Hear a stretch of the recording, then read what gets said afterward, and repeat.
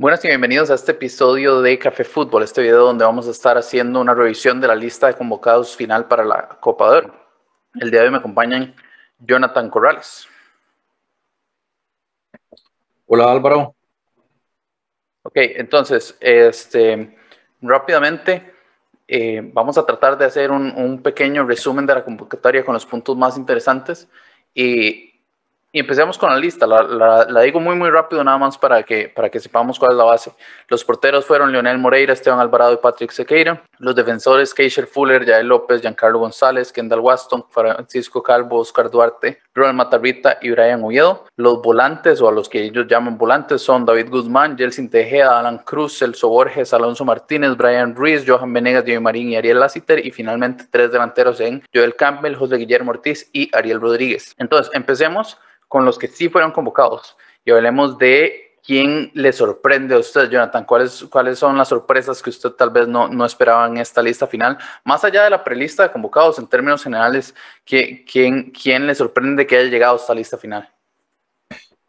Bueno, en un principio me sorprendió bastante lo de Jimmy Marín. Pensé que tal vez, incluso porque el torneo de él fue digamos, no muy bueno, para ponerlo en perspectiva. Cerró bien, pero el campeonato en general no había sido bueno para él. Y al final se mete en la lista final. Yo creo que hay una circunstancia particular que tal vez usted la va a explicar ahorita de algunos de los ausentes. Y también a mí me sorprendió bastante lo de Ariel Rodríguez. En algún momento pensé que no le iba a alcanzar tampoco para meterse en la lista final. En la parte defensiva, no me sorprende que estuviese en la lista final Giancarlo González, puesto que es un jugador, pues evidentemente con mucha experiencia.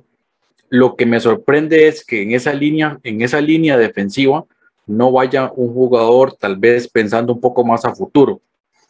Y eso me hace pensar que Luis Fernando Suárez trae una línea, como lo habíamos dicho en su momento, con muy poco riesgo. Es decir, lo que conozco es esto y a partir de aquí voy a empezar a trabajar.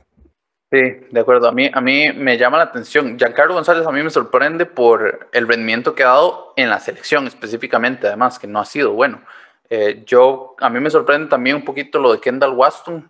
Creo que no veo yo cómo hay mejores defensas, o más bien, cómo lo seleccionan a él sobre otros defensas de los cuales ahorita podemos hablar. Definitivamente lo de David Guzmán creo que es una sorpresa para muchísima gente, que no mucha gente lo tenía ahí referenciado, en especial viendo quiénes se quedaron fuera en la prelista. Un Jefferson Brenes que tal vez no tuvo un torneo bueno, yo no diría eso, y creo que eso es lo que le termina costando la posición en esta selección, pero definitivamente me llega como una pequeña sorpresa. Y creo que el otro al cual yo apuntaría sería a Patrick Sequeira, que no me parece mal, porque yo siempre he pensado que el tercer portero, en particular en convocatorias más cortas, tal vez esta Copa de Oro, hay más posibilidades de que termine jugando, si bien siempre siguen siendo ínfimas. O sea, qué tan menudo uno ve al tercer portero de por sí en club, que desde todo el año tendría que tener uno muchísima mala suerte. Entonces, yo siempre he sido de abogar que el tercer portero debería ser el jugador que se le está metiendo en la selección poco a poco, eventualmente buscando ese segundo lugar, pero definitivamente creo que hay porteros de los cuales hay más certeza de que tienen el nivel, pensando específicamente en Kevin Briceño, en mi cabeza. Pero bueno, justamente hablemos de las ausencias. Ahora, las ausencias yo creo que hay que hacer una pequeña excepción, porque hay bastantes jugadores que no están disponibles por un tema de lesión. El caso de Manfred Ugalde, Keylor Navas, aunque lo quieran no creer, pero Keylor Navas tiene un parte médico que lo ubica como lesionado. Está el caso de Cristian Gamboa, Luis Díaz, Juan Pablo Vargas, y obviamente Myron George, que dio positivo de COVID después de la prelista. Además de eso, hay que hablar de que tanto Elías Aguilar como Jonathan Moya tienen restricciones de viajes por estar jugando en Corea del Sur, no pueden venir a jugar acá. El caso de Carlos Martínez, que viene apenas volviendo de una lesión, que yo insisto que es un jugador que debería estar ahí en los márgenes de la selección y pronto adueñarse de esa lateral derecha si las lesiones lo respetan. Y luego está el caso de Randall Leal, que yo creo que es la sorpresa más grande de los excluidos de la prelista, que es que su esposa dio a luz el lunes, y no le dio chance de venir no le dio chance de que llegara su familia a cuidar a su esposa antes de poder venirse a ser parte, y entonces Luis Fernando Suárez dije que no le iba a dar el puesto a un jugador que no ha podido ver jugar, lo cual me parece que tiene todo el sentido del mundo, y por ahí es donde se termina metiendo Jimmy Marín. Habiendo dicho esto, hay ausencias. Yo ya mencioné a Kevin Briseño, que es probablemente la que es medio más o menos, porque puedo entender por qué se le da el rol a alguien más, pero me parece que Patrick Segueira está en esta lista más porque tiene buena prensa alrededor que porque uno haya visto cualidades del portero que lo pongan por encima de un jugador que ha demostrado consistentemente durante una temporada entera que es un jugador de nivel de selección. Pero entonces, ¿qué otra ausencia le parece a usted que es llamativa en esta selección, Jonathan? Sí, a mí me sorprendió de inicio que, por ejemplo, Felicio Brown no estuviera ni en la lista de los 60. Me sorprendió bastante que no fuese tomado en cuenta en esa piscina de jugadores. Y pues más allá de eso, yo creo que dado las circunstancias, como que usted ya describía, el tema de los lesionados, yo creo que es poca gente la que se está quedando fuera. Es muy poco el material, digamos, seleccionable, porque a partir de acá, en el caso de Luis Fernando Suárez, él ya tenía una prelista de seleccionados y prácticamente no tiene mucho margen, porque está el caso de Alexis Gamboa, que si bien es cierto, y en lo personal me parece un defensa con una proyección inmensa, pero digamos, de la prelista es prácticamente el único defensor joven, entre comillas, que estaba, y lo cual le restaba muchas posibilidades de poder mostrarse en estas circunstancias. Pero por supuesto que ahí hay mucho defensor que todavía merece la oportunidad en una competición como la Copa Oro, que para mí esta Copa Oro va a ser importantísima para Costa Rica, porque es el único momento que va a tener Luis Fernando Suárez para trabajar con el grupo antes de la eliminatoria. Usted daba el caso de Carlos Martínez, ese puede ser uno de otros, por ejemplo, Aarón Salazar, que es otro jugador que venía ahí. No sé lo de Faerrón, tal vez hay un tema más político de la violencia haciendo presión, eso es lo que usted llama tener prensa, pero creo que son jugadores que en algún momento deberían tener la oportunidad. Y uno lo ve en otras selecciones como Honduras, donde tiene un lateral izquierdo, Diego Rodríguez, que prácticamente no juega con su club, pero el entrenador le da la posibilidad y lo sigue llevando porque va a ser o puede ser una pieza clave en la eliminatoria en un puesto sensible. Sí, a mí de hecho Aarón Salazar es la que más me parece, la ausencia más grande me parece a mí. Creo que yo entiendo que además a Luis Fernando Suárez el tema se le complica porque llega entre prelista y lista, entonces ya no podía meter un montón de jugadores. Pero Aarón Salazar me parece que es de las ausencias en esta convocatoria más grandes. En especial, creo que es un tema de comparación incluso porque a final de cuentas Aarón Salazar yo lo prefiero por encima de Giancarlo González y por encima de Kendall Waston. Son dos centrales que están en la selección que en nivel actual, yo no estoy hablando de que Aarón Salazar va a llegar a ser más importante de lo que fueron, no, en el nivel actual, el día de hoy, y en especial con el discurso de Luis Fernando Suárez de que quieren ir a ganar la Copa de Oro, que creo que no hay otro objetivo que se pueda poner en este momento, pero Aarón Salazar está por encima de esos delanteros. Tal vez lo único que no tiene es experiencia en selección, pero de ahí, ¿cómo hacemos para darle experiencia en selección si no se hace esa apuesta en estos momentos? Creo que... Y esa línea, esa línea va a ser fundamental porque, dado que entendemos que Luis Fernando Suárez va a cambiar un poco el esquema defensivo, el ordenamiento defensivo, se va a pasar a una defensa con 4 jugadores. Estos defensas, llámese Kendall Waston, que para mí no ha tenido una buena temporada, el caso de Giancarlo González, ni para qué. Este es el momento que tiene el entrenador para poderlos observar y decir si este es el esquema que voy a utilizar en la eliminatoria. Esa particularidad de la línea defensiva para mí va a ser donde hay que poner más la lupa en estos próximos partidos. Sí, de acuerdo. A mí sí tal vez por los otros 2 nombres o 3 nombres que yo tenía que tal vez no hemos mencionado hasta ahora es el tema de Gerson Torres, que no encontré ninguna razón de peso para que quedara fuera. No sé, que a veces es difícil encontrar que tiene una lesión pequeña o algo así, ese tipo de cosas, ese tipo de información tal vez no es tan accesible, entonces tal vez por ahí hay algún tipo de razón. No encontré nada, no veo por qué alguien como Gerson Torres no está incluido, que tiene un talento tan grande. El otro que yo tengo ahí, que siempre voy a tener, que yo siempre voy a tener en mi lista, es Jeffrey Valverde, que yo creo que si bien no tuvo un torneo muy destacado con San Carlos, creo que en muchos casos fue el jugador destacado de San Carlos en una ofensiva no funcional. Entonces el problema ahí es que tal vez queda un poquito enterrado en medio del funcionamiento del equipo, un jugador que yo creo que podría aportar en la selección.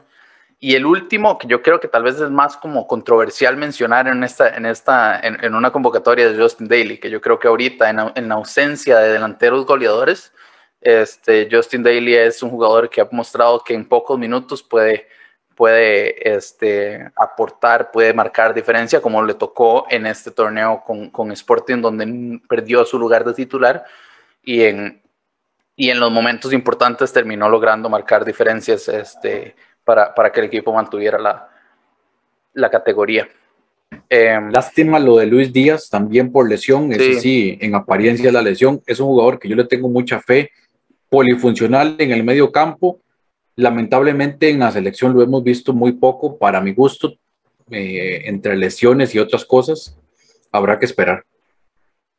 Sí, es una lástima, porque además yo creo que Luis Díaz no ha tenido chance de estar como en un proceso completo con la selección.